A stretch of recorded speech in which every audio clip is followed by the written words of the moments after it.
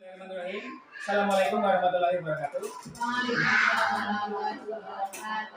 Ya, Bapak Ibu yang saya hormati, mohon izin minta tugas sebentar, 10 menit ya. Saya ingin mempresentasikan atau menjelaskan mengenai pendidikan inklusi, khususnya mengenai literatur yang ada di LMS yang sudah saya baca dan ingin saya bagi ke Bapak Ibu sekalian ya. Jadi saya sedang mengikuti pendidikan inklusi. Yang pertama dulu tahun 2022 pendidikan inklusi tingkat dasar, tingkat pemahaman konsep, kemudian pendidikan inklusi kemarin tahun 2025 tingkat lanjut atau tingkat pemasaran keterampilan, dan sekarang pendidikan inklusi tahap 3 yaitu tingkat mahir.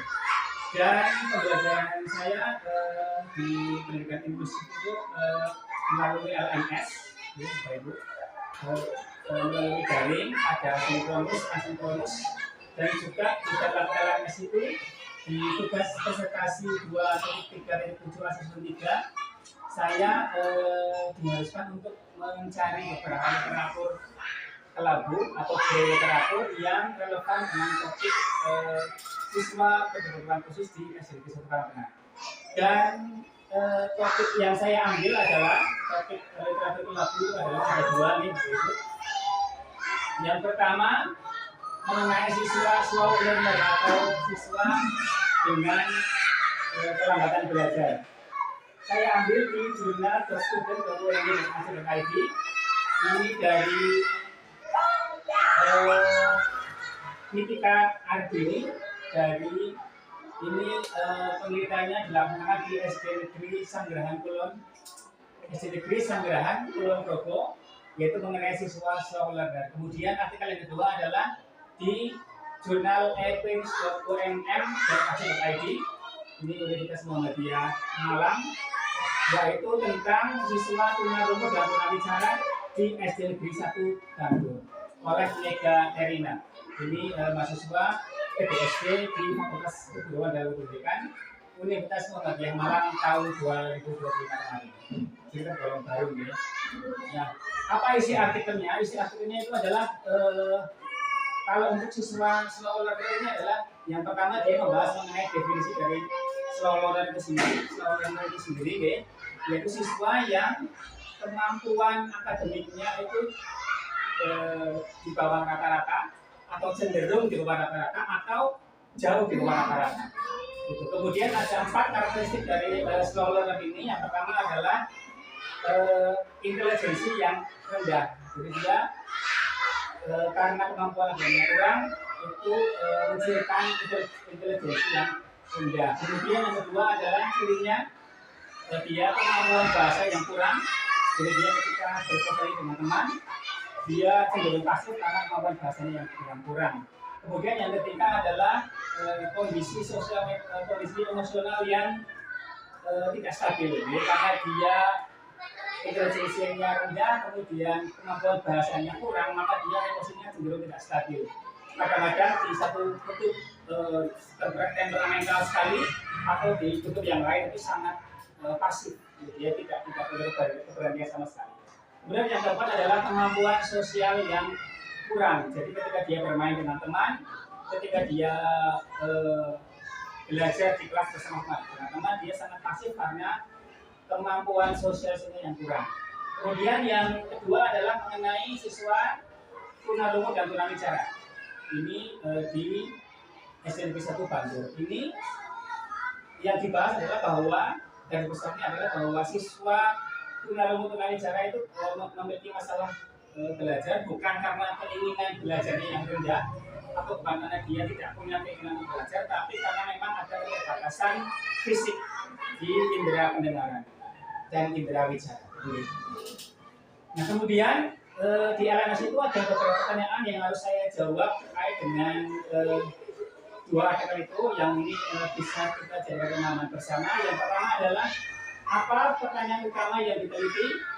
Nah, dua literatur buku yang dibahas memiliki fokus utama pada bagaimana sekolah dan guru dapat membantu peserta didik berkebutuhan khusus agar dapat belajar secara optimal di kelas inklusi.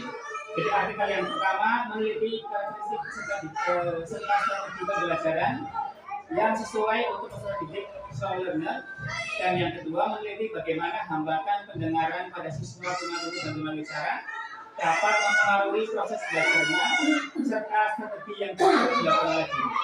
Secara umum, pertanyaan utama dari kedua artikel tersebut adalah bagaimana pendidikan inklusif dapat diterapkan dengan tepat agar kebutuhan belajar peserta didik tetap dapat terlayani di sekolah reguler. Jadi agar siswa yang punya kebutuhan khusus bisa bersekolah dengan baik di sekolah dengan mayoritas siswa normal, ya, atau siswa reguler.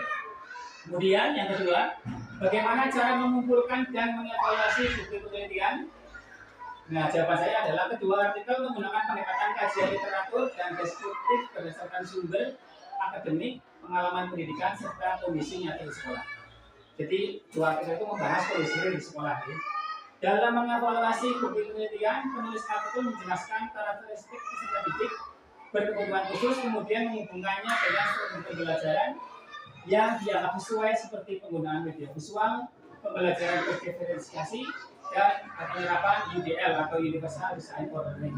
Kemudian, walaupun termasuk gaya literatur dan bukan jurnal internasional bereputasi atau dengan kurasi yang ketat, kedua artikel tetap memiliki nilai karena berasal dari lembaga pendidikan tinggi dan relevan dengan praktik nyata di sekolah. Jadi bobot akademiknya bisa dipertanggungjawabkan di kedua artikel tersebut, walaupun tidak dimuat di jurnal internasional. Kemudian yang ketiga, apa temuan utama dari bukti penelitian tersebut?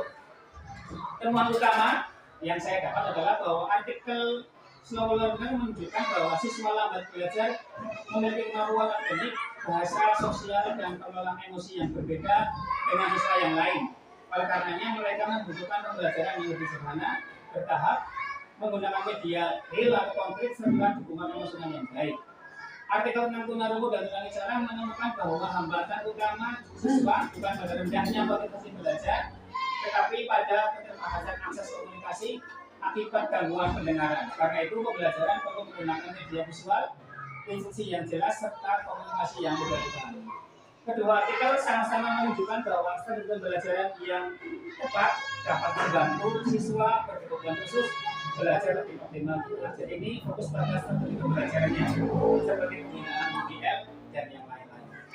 Kemudian yang keempat, apa dampaknya terhadap praktik mengajar dan atau pengembangan sekolah untuk meningkatkan pendidikan?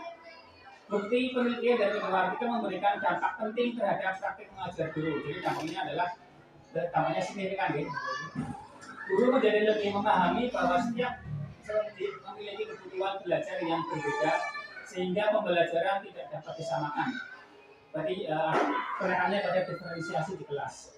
Guru perlu menerapkan pembelajaran berdiferensiasi serta melakukan asesmen yang lebih fleksibel sesuai kemampuan siswa. Jadi diferensiasi pembelajaran dan asesmen yang fleksibel. Hasil penelitian juga mendorong sekolah untuk membangun budaya inklusif yang lebih kuat serta penyediaan lingkungan belajar yang ramah bagi semua siswa.